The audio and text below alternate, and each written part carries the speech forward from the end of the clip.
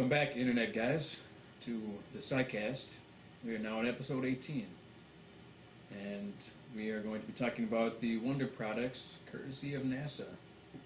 Since it was NASA's last shuttle space mission to space. Yeah, because NASA's getting the boot. They're getting budget cutbacks. Yeah. Well, what, it costs quite a lot just to send one shuttle up. Yeah, but you know what? We're going to be talking about all those wonderful products that they've come up with over the past decades, and they want to shut off this pipeline of awesome products. Well, if these awesome products were so good, wouldn't they have made a income for NASA? Well, the thing is, it's a government. NASA's a government program. Yeah. They're not in for profit because they're trying to help out the government, everybody, the country. Yeah. Okay. They're not private sector, so they don't have to make a profit. Okay. They should make it a private sector then. But then, see, the thing is, and then you're getting into public funding of private sector companies. People get a little... Maybe make it a private company for the government only. And what you could do is you could have them be, what you call it,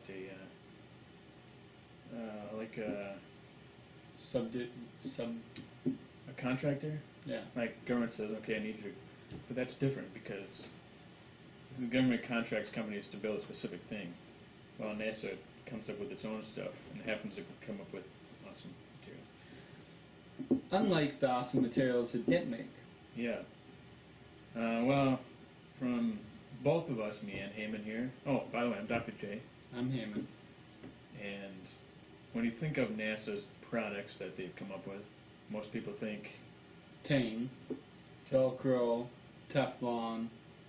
What else? Velcro. Yeah, I said Velcro. You said Teflon. I said Tang, Velcro, and Teflon. Oh, why'd I? Anyway, I wasn't paying attention to you. You weren't. No one ever does. No. Anyway, Troy's, yeah, these things are usually related as being made by NASA. But we found out they're not. No. They were actually made by other companies, and NASA used them in their products. Well, they use them in their space shuttle missions, yeah. So when they're on TV and they're using Velcro, they're like, people see it now in the public image more than they thought before. Yeah. More like this is the first contact with that specific product, so they're like, hey, maybe they made it for the astronauts. Maybe. Anyways, because we were going to put those on there, but we found out with some further research, because that's what we do here at the Sci-Cast, we research, and found out that those materials... Right, to laugh at that. Anyway, So we thought we'd find the smoking gun on that one. Yeah, let's talk about one of the most important ones. So, is that this one? I would think so. Okay. I mean, because to me that would be very important. Yeah. So when you think of NASA, I suppose you need to figure out a way to get your astronauts fed on the spaceship while they're in space. And we aren't talking about freeze-dried or anything like that. We're talking about baby formula. Yeah. Well, the idea of baby formula using technology that astronauts use. Yes. For dietary supplement that comes from algae, believe it or not. Algae-based substance. Yeah. Because they found out that it contains those wonderful nutrients that they previously thought only existed in breast milk. Yep. Well, that'd be DHA and stuff like that. Right. So, about 95% of baby formula companies now use this wonder stuff for baby. So now we have to think about our kids are eating algae. I suppose it's not a bad thing. You know, seriously, I mean... But that's probably better than using fake artificial stuff. Huh? Well, I mean, I don't see why it would be bad. Algae is just a plant. Yeah. So it's kind of like soy milk. I don't like soy milk. Neither do I. But I'm just saying, what would you rather be drinking? Stuff that doesn't give them the nutrients, or the stuff that does? Oh, plus soy milk doesn't have these nutrients in it. It has proteins, though. Well, so does bugs. Huh? So do bugs. Yeah, and I'll eat bugs too. Your point? Sure you will. Anyway, so this is a very important thing to notice, because when I read it, I thought, when I read the article they talk about baby formula, I said, what the heck are astronauts doing drinking baby formula? Well, it's not specific baby formula, but baby formula helps in what? The development of brain, eye function, fatty tissues. Yeah, all that good stuff you get with your vitamin pills, you pill poppers out there. Yeah, I take vitamins. So do I. Can't look this good without vitamins.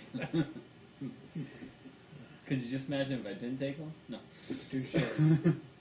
Anyway, ways. So, probably the next good invention. Are you numbering these no. order? Okay, which one do you want to do next? Okay, so since astronauts are real far out in space, right? They need a way to communicate efficiently, quickly to NASA headquarters in Houston. So, either if they're above the United States or on the other side of the world. So NASA came up with long-range communication networks, and we consumers call them cell phones and satellites. Well, kind of the same thing. They use satellites to. Well, cell phones don't.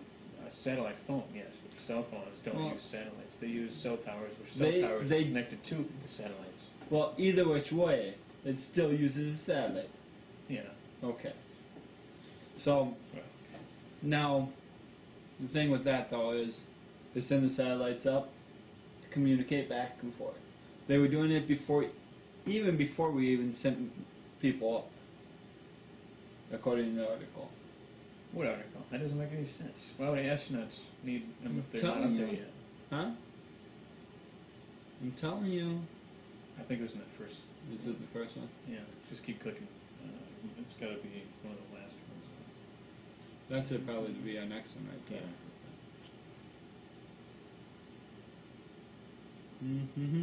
Yeah. Yeah, I know. We can talk about some of the other things that NASA did, but like certain lubricants. Anyways, yeah. No, they ain't on there. See, it ain't on there. See, I was right. You should have listened to me in the first place. Okay. I'm sorry. And didn't we say cordless tools were not espionage? No, that was the other. Yeah, they that's were. what I thought. This one says they are, but the other one said they're not. So I and they gave reasons why. So maybe this article is no good. No. Okay, now here it is. Where'd you see it? See, it says attainment right next to it. Okay, so before humans were sent into space, NASA built satellites that could communicate with people on the ground about what outer space was like. Oh, wait. What? How could you tell what space is like with well, just they had satellites? sensors on the satellites, telescopes, radioscopes. So would that isotopes. It would have to be just what do you call it? What the sensors could pick up. Yeah, like temperature, oxygen content. Well, what oxygen and lack content? of. Well, yeah. Well, the same. Well, you don't want to send someone up there that. See, and there's another thing. How did they know when they were sending someone up that they needed to be pressurized? I don't know. For the first time. Think about that. I'm sure they had scientists figure that out. How did they know that there was no oxygen in outer space? We're living in the Middle Ages now? Well, I'm just saying. But you do come up with a nice little, they call it paradox. How can you know the unknown? Yeah. So, anyway, they were building satellites to send up and communicate with us before we even sent people up there. Yeah. Which, I probably would have done anyways, if you think about it. You, personally?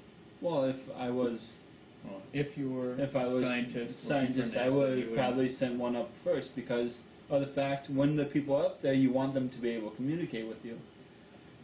So, how do you build a satellite to be able to make it in space if you're sending the satellite to figure out what space it flies? Because you don't. Well, you see what I'm getting at? How do they know how to build a satellite to work in space if they didn't know what space it flies? Well, that's It's why another you bring. paradox. That's why you bring certain sensors, and then you send up another satellite. You send up So another you satellite. build it at a time? Yeah.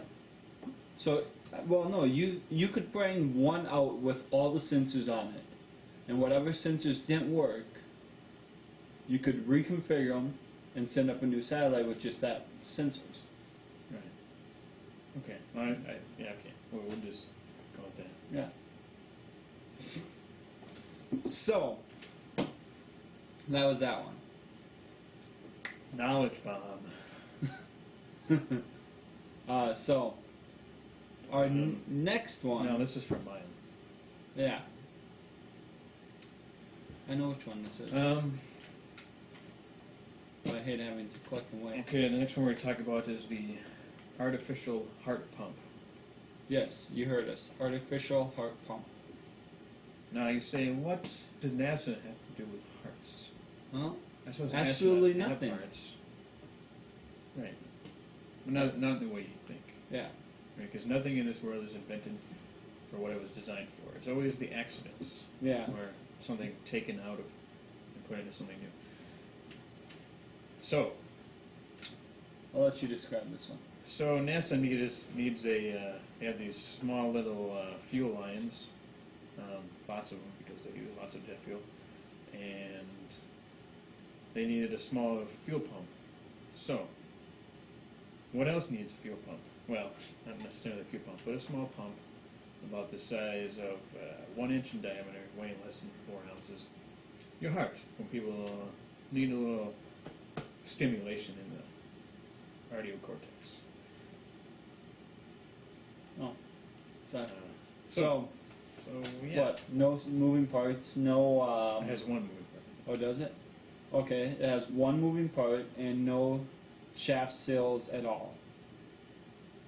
So, this is an impressive little tool. Yeah. You know, because I'm sure it doesn't take much to power it either. 10 watts of energy. No, that's pretty... Of course, how long does 10 what watts of does, energy your body provides- could probably make. you're trying to do that whole heat transfer into electricity? You don't only do heat, motion, and your body does electrical on the nerves anyways. True. So, Okay, see you later. So it does 5 liters of blood flow per minute with the 10 watts of energy. And its tiny size makes it ideal for children with chest cavities too small for other solutions. So it's good, yeah. sounds pretty good. So it says so far it's only saved 200 lives, which doesn't seem like a lot. Well, actually, that's quite a lot if you think about it. There's only 200 people that have... Well, you get Small 200 chest people that it's saved so far. That adds up after a while. And them 200 people were saved. How many people are there going You're to... talking about the long run. Yeah. Nice.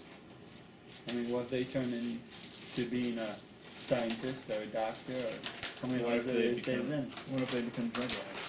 No. Then I'm And sure the heart will keep on pumping. And they just lose their will to live and they commit suicide. Well, too bad. Drag their families. I'm glad you think the dark side of everything. Okay. I like to put a nice negative spin on things. Normally so do I. So, what's next? What do you think's important? Well, I think these tires are cool. Cool. Yeah. I was thinking the insulation. Yeah, I knew you would, so I chose the tires. Okay. So, tires then. So NASA has partnered with Goodyear on a couple occasions, but for this specific invention here, that they came up with spring-loaded tires that do not need to be inflated. There was other companies that were doing stuff like this, where they would actually do solid-state tires. We already know those don't work. Well, no, they'd do solid-state tires on the outside, on the inside, and on the outside it'd be rubber. What's the solid state made out of? Is it still rubber? It's plastic type rubber. It's a little harder rubber than the other rubber. If you get what I'm saying. It's still flexible, but it's not. It's a long story. Because I know they tried, like a solid cylinder or a solid rubber tire. There's no air inside, but they found that it causes too much turbulence. Okay. Well. So that's why they kept it with air. Well, no, this one, the whole inside of the tire is basically like solid. The outside, yeah. From the spoke, well, it's like spokes. The rubber spokes not rubber, but like plastic spokes coming out that can bend and flex. Okay. Oh, I see. So it's not an actual solid. It's not an actual solid. It's inside is like spokes, but it's like rubber spokes. That would actually make sense. Yeah. So it's like a bike tire almost. Kind of, yeah. Except probably enclosed. And no, actually, it was open. Really? Yeah. I mean, I'm sure it's durable plastic, so. Okay. But anyway, if it works, it works. I don't know. I just remember seeing. Well, we know this works. Okay, this works, so it's good. Okay. Yeah. So yeah, this tire has boasts a tread life of about 10,000 miles more than normal tires. Plus, it doesn't need to be inflated ever. So that's good for us people who do not like to do things. Us non-astronautical folk. Yeah. No. We don't want to be burdened by having to go to the gas station and get that free air and pump it in there. Yeah. And then you know that would work great on my tires because. You never. No, my tires have the sensors in it. Okay. And it senses when the tire gets low and if it's deflated or if it's overflated or whatever. Yep. They have a problem with rusting out or corroding. The sensor does. Okay. The sensor alone is $200 and something. You figure they'd make it something other than metal, huh? So it doesn't rust? You would think so. But why don't they use stainless steel? These people on there, they're just there for the money, right? They are, because that sensor alone is $200. Nothing was wrong with my tire except that sensor. Okay. And it costed me $200 to have them replaced. So it tells you that it's wrong when it's not? Is that what you're saying? No. It broke. Okay. The tip where the sensor is literally broke off. My tire had no oxygen because we couldn't keep a cap on it or anything. Oh, I see. Okay. And just to replace that, because the tube goes down and connects to the sensor. The whole tube is the sensor. Sorry. I got a frog in my throat. So, yeah. Huh? Gotta get that looked at. Yeah, I know. It's jumping back up after my meal. So. What did I tell you about cannibalism, okay? No cannibalism. Frogs ain't cannibal. No, I was specifically saying you were a frog. Oh. Anyway, so, yeah, the sensor hooks to the tire, and then the tube comes up from the sensor out, and the air goes through the sensor, when you pump it up. So the sensor knows how much is in the tire, how much pressure. Okay. But that pressure is it. It's broken. Yep. Once that sensor's gone, you can't use your tire. And you can't use a tire. Huh? You have to buy that specific brand tire or whatnot? They're all censored into the thing. Unless you ask them to replace it with a non-sensor. And then your warranty is valid on your tires. Warranty is void? Yep. Yeah, it's stupid. So it's $800 to replace 4 sensors. Is that what you did? No. I told them, screw that. But they replaced one anyways. And didn't tell us until after we got the bill. Yeah. Yep. So where'd you go? I got to avoid that place. Was that at the dealership? Yep. Yeah. Dealership's not very good for it. Anyway, Trace, so off subject there for a little bit, but that's pretty interesting, though. Yeah. I enjoyed that off topic. I know Brian won't enjoy it. no, Brian hates off topics. He likes to stick to, I am serious. Yeah, Judy says he prevents me from swearing too much too for some reason. Well, I guess I don't swear that much, though. not really. I don't think so. Except when he's around. Yeah, well, that's because he's a big jerk. Okay, so Well, he takes after you. he tries. He's modeling Yeah. himself after. Yeah. I've noticed that. No. So the next big invention Okay, we got that. I would say is insulation technology. Yeah.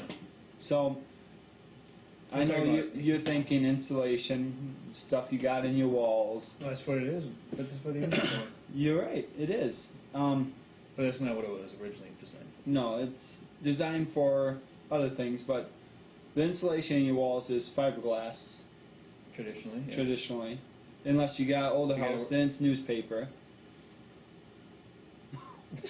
What? You think I'm kidding? It's hobo insulation. No, seriously. They used to, in the olden days. They used to use newspaper. That's what I put in my jacket when it gets cold. There you go. It works pretty dang good, doesn't it? Actually, Because it's a space filler. It really, that's what they used to use. If you go to the older style houses, Yeah. because we had to do it when I was working construction with my brother-in-law, used to tear down the walls Yeah. to put new insulation in. The whole inside of the insulation was newspaper. So could you get a historical account of what happened? You could. I mean, it just depends on where you are. Yeah. Right. But, I mean, if you had a rat-infested house, it wasn't good because they chew up all the newspaper in the walls. Right. But, yeah. So, you didn't know that? Well, I guess I don't know. Maybe I did. It sounds weird. It's a good insulator. But, so this So- insulation, So are human bodies. no, not really. Yeah, they probably wouldn't be. Unless you had enough of them surrounding you. Yeah. And then that just gets a little dirty to even talk about on this show. Well, I only kill zombies. Huh? Killing zombies? Why would you have zombies surrounding you? Haven't you read your book? There's zombies everywhere. What book? The book you're writing. There was no zombies in that yet. I mean, there's no zombies in Yeah, there wasn't. No, not yet. You haven't even seen a dead corpse yet in it. No. So, this stuff is not like our traditional fiberglass material. Better. It's a aerogel.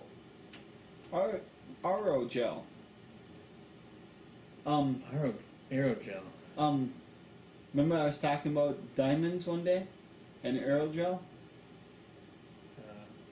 You mean at work? Huh? You mean yeah. at work? They were trying to fuse aerogel with carbon-based diamonds. Isn't all diamonds carbon based? Well, no, they were to make a light diamond. Light diamond? Yeah. I'll have to look it As up. in light colored? No, or lightweight and everything. Oh, that kind of light. Okay. The thing they had to do was pump up the aerogel with some kind of, I forget if it was liquid or whatever, and put the tons of heat and pressure to it like they do artificial diamonds. And it forms a structure like a diamond structure, but it's lightweight and see-through. No, it's an artificial diamond. Yes. Cubic zirconium. Well, whatever. But Is the it official name. uses this stuff right here to make it. The NASA technology? Yes. This aerogel. So it's really hard. Huh? So it can be really hard? Well, I This don't. is an I artificial don't know diamond? what it is. I only read it for slight one day, but it was really cool because they were making diamonds that were light as air. Okay. I don't know. I just thought it'd be cool to mention. So, anyway, Trace, the aerogel is radically light, mostly air materials used as a space shuttle. And NASCAR drivers use it for fireproofing their Cars. cars. I'm guessing their suits too. Probably. I think we should look up more of this aerogel. So though. NASCAR is not a sport. Hey, don't you talk about NASCAR like that.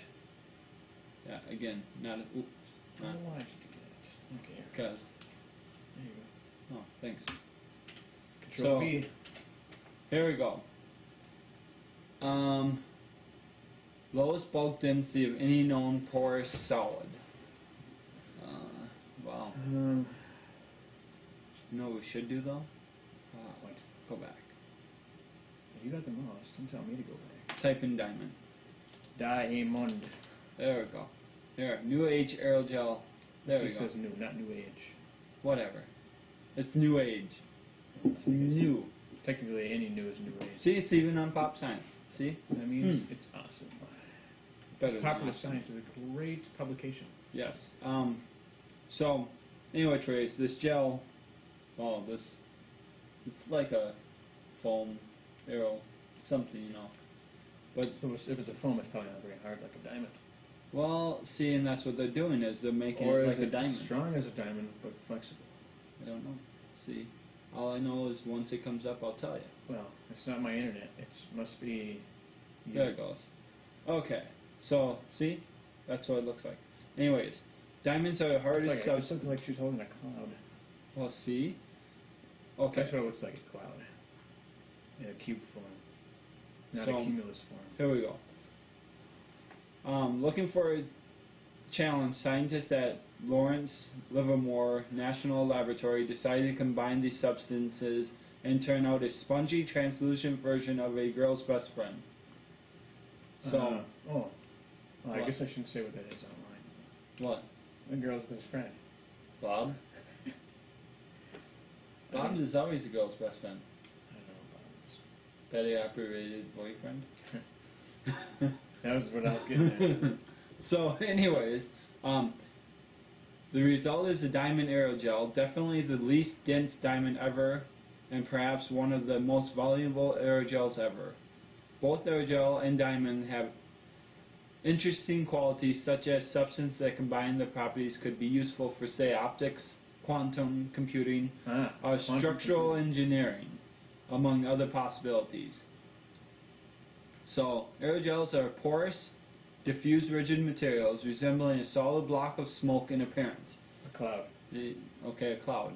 And a chunk of styrofoam in texture.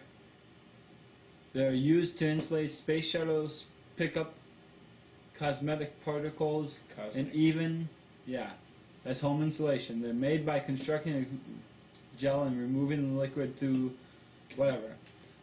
So, to make a diamond aerogel, laboratory started with a, what's that? Amorphous carbon aerogel precursor. And placed it in diamond anvil cell, which is used to subject items to prodigious pressures. That's probably extreme pressures. So, the team injected neon. Is it neon? To prevent the aerogel from collapsing. Right here. Neon. The team injected. Oh, there it is. Neon.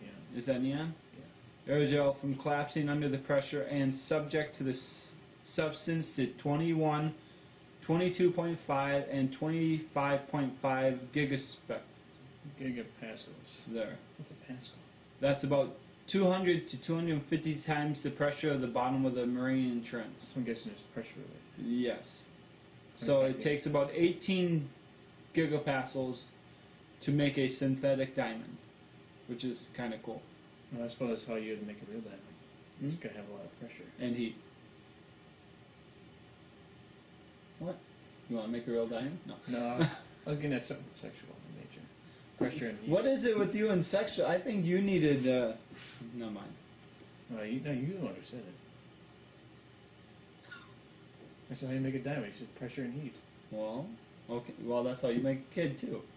That's what I was getting at. Oh, okay. So, they confirm through electronic and X-rays, whatever that damn. Spectroscopy. Yeah. Spectromicroscopy. Had a diffuse yet solid nanodiamond matrix. It's transparent and peelable like plastic. A nanodiamond matrix. Yeah, okay, nanodiamond. Oh yeah, sorry. And it even sparkles like a big one. So, There you go. See? Something new we can... That was a lot of information. Yeah, that's too much information. That was a lot. Brian said really killed me. So... The world's probably going to keep saying, what the hell was he talking about? Yeah, I know. So, I think... Oh, do we got any other ones? We could do the braces. Yeah. Do I have another? Oh, here we go. Yeah. So insulation. What he just said is kind of a little off what we were getting at, but it's okay. What are you talking about? Huh? What? Nothing. What are you talking about? I don't know. I don't know either. Anyway, we can talk about invisible... Tom Cruise. Oh. Well, he just happens to be a picture of this. Because apparently he had these braces on him. Because they're invisible. That's what the actors not need. Invisible, but... Well, it's transparent. A transparent polycrystalline aluminum. You know, I'm glad you're here to speak all them big words for me. That's why I am here, remember? That's why you hired... No, that's why I hired myself. Yeah. So, anyway, Troyes, we're getting paid for this? No, I mean it in... oh, okay. Yeah, heat of the moment. So, they didn't make them for braces, for the most part. They made them... A company called... What was that? Ceradyne.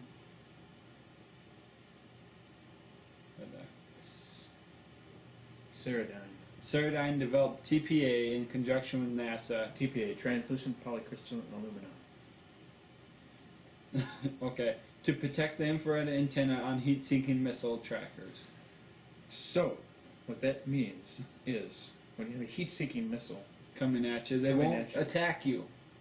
No. Oh, wait. It means that the antennas that can track them are blocked. Just like this, they protect the infrared by... I'm assuming that it covered the antenna. Well, yeah. With the ceramic stuff. It says protect the infrared antenna of heat-seeking missile trackers. That means...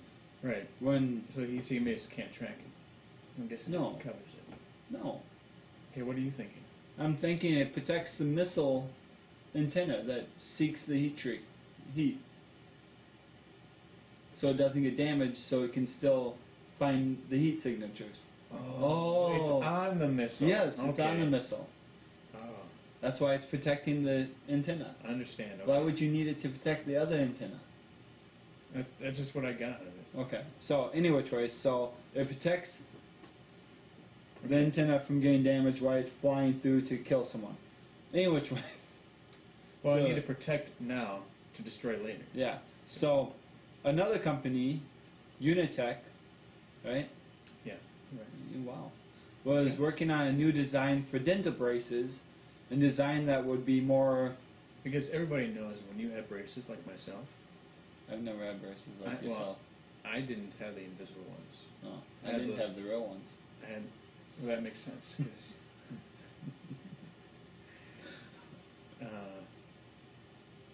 Because I had those metallic ones, metal mouth. Nobody ever called me that though. I mean, because everybody else at school had it. Oh, see, that's what you get for living in a rich town. Everyone has them. Is Chaska a rich town? It's one of the richer towns. It was. What happened? I can't tell you. It influenced propaganda. Other things, other people moved in to support the local economy. Local economy, yeah. Well, when I was going there, late 90s. So anyway, Choice, Chaska was described as a richer town because that's what Jonathan Akers was formed for. I see. So we have where I live right now. In Jonathan Akers. Yeah, it was formed to get a boost in security and other things for the richer people. But there's no fences. Huh? There's just a lot of trees. Actually, no, but like the dues for the house, the yearly, whatever it's called. The extra tax?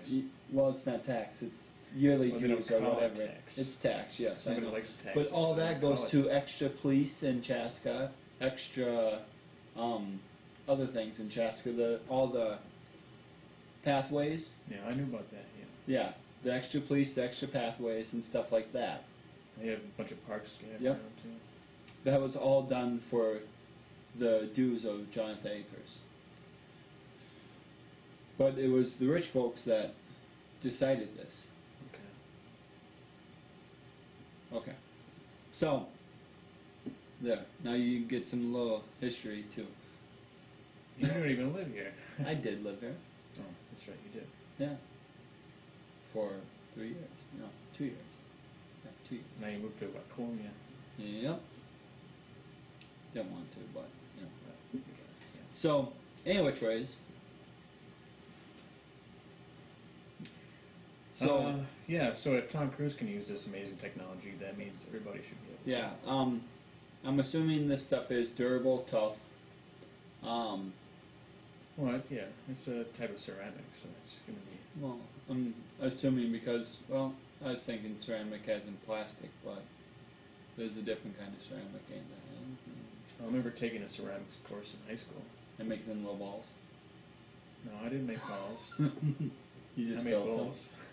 them. Oh. You know, bowls. Ah. No, not No, I those made kind. them with copper. Copper piping. Yeah. It works really good. And you can sell when you get done, right? Huh? Copper. Because copper's pretty... Oh no, you keep on using it. When it gets too old. You're too old. You just replace the parts. Just like that? Actually, if you want to get technical, you use aluminum cans. Yeah. Cheap. Everyone has them. Poke a couple holes in the top, poke one in the bottom. Yeah. It's all good. Is it all good? Or a toilet paper roll. I've never seen that one. Yeah. Wrap around tin foil. Let's see. Cut a little hole in Aluminum foil? it. Whatever. Tin foil, aluminum foil. No, there's a difference between tin and aluminum. Okay, whatever. So wrap around aluminum foil, but you cut a little hole in it, so there's. Are we telling kids how to do this? Sorry. Wait a minute, there's not any kids watching, so... Yeah, well, Brian's kid might be watching, but... Yeah. So, No, we'll get out. them were my glory days, and I will, Glory. get past them. Yeah. Yeah, my kids ain't gonna watch this one. Well, not this far. They'll probably fall asleep by the time they get to this one. Probably. Oh, how long has it been? So we better start wrapping this Yeah, up. we probably wrap this up. So, invisible braces, insulation, heart pumps. Baby formula. Oh, you know, we did forget a couple things. I want to mention them because they were quite spectacular. CATs, CAT scans, MRIs, both products. That's CAT scans for computer assisted something. It's not tomography. Computer assisted. Do you remember? No, put it in.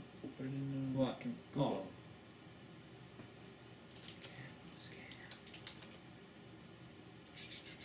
Computerized axial tomography. Oh, damn, it was tomography. And MRIs. You know what that stands for? Come on. MRI. Medical radiation. Type in. See what it is. I want to see if you're right. Magnetic resonance imaging. And the other technology was dialysis machine. Yes. For kidneys. I just want to say that because, you know, that's actually, yep, it's actually pretty cool. Yeah. So, I guess we should go on topic and say we're off. And have a good day. So, yeah. So I hope you enjoyed watching this wonderful episode of the Sci-Cast, and I hope you leave lots of lovely comments and email us at Sci-Cast.com at, well, Dr. J at the Sci-Cast. Or Heyman at the Sci-Cast. But don't forget, we do have a website, thescicast.com. We did want to do a different kind of podcast with a special guest, but I didn't get into that. You didn't hold up your end of the bargain. Believe me, you don't think I tried? I actually probably did. I probably did. So anyway, Troy, so maybe one of these times we will have a special guest that everyone will come to love. Yeah. Anyway, Troy, so Yep. So we'll see you next time. Maybe next week. Maybe in 2 weeks. But it will happen again. Oh. He is Heyman loves me. No. All right. See you later, guys.